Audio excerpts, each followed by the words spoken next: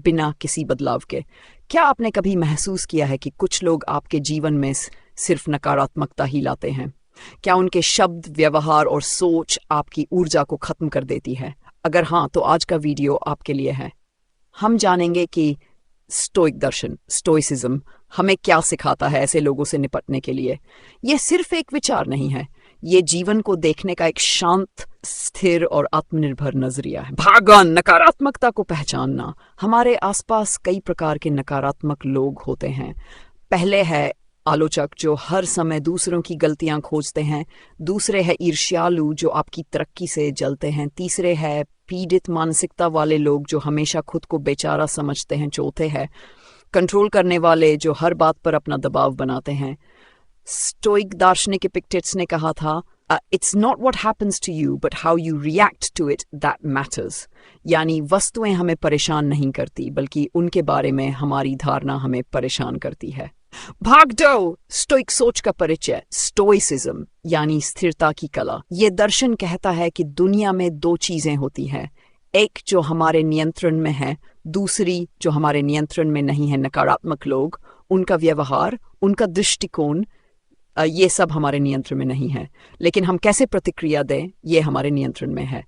Seneca ने लिखा था, We suffer more in imagination than in reality.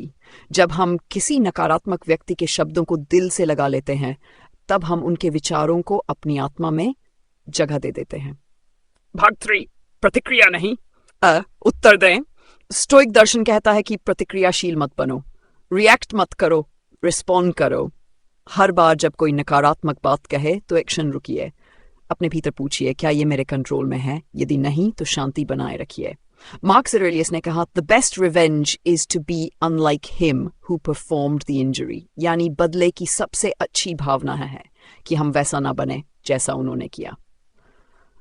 भाग 4, मन को प्रशिक्षित करना। स्टोइक अभ्यास करते थे, सुबह की तैयारी, प्रेमेडिटेशन, मलोरम, आने वाले कठिन समय की कल्पना, जर्नलिंग, दिन भर क्या सीखा, आत्मसंवाद, स्वयं से सवाल पूछना, क्या ये मेरे ध्यान देने योग्य है? जब आप मन को शांत करते हैं तो नकारात्मकता का प्रभाव अपने आप कम हो जाता है, आप स्वतंत्र हो जाते हैं। भागो सीमाएं बनाना। स्टोइक दर्शन हमें सिखाता है, अपने चारों ओर मानसिक दीवारें बनाओ। हर किसी को अपने दिल और मन तक पहुंचने की इजाजत मत दो। मतलब ये नहीं कि उनसे लड़ो या बहस करो, मतलब है दूरी बनाओ, सीमाएं, संवाद को सीमित रखो। ये आत्मसंरक्षण है, अहंकार नहीं।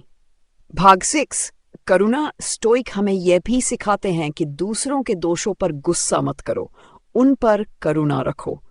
हो सकता है वो स्वयं भीतर से टूटे हुए हों, उनकी नकारात्मकता उनके आंतरिक दर्द की अभिव्यक्ति हो।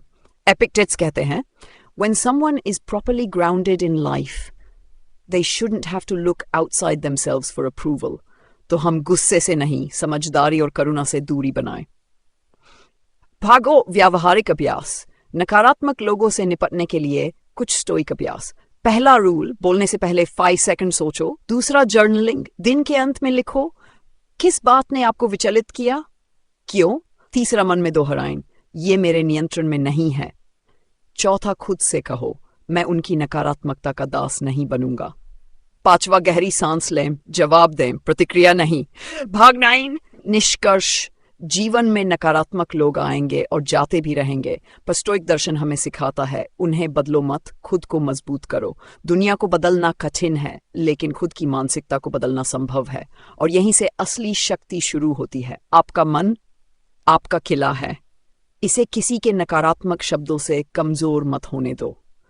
अगर आपको ये वीडियो पसंद आया हो तो इसे शेयर करें, ताकि और लोग भी आंतरिक शक्ति को जान सके। नीचे कमेंट करें, क्या आपने कभी किसी नकारात्मक व्यक्ति से निपटने के लिए स्टोइक सोच अपनाई है? ध्यान रहे, आप अपने विचारों के मालिक बनो, भावनाओं के नहीं। धन्यवाद। अगर आपको इसे PDF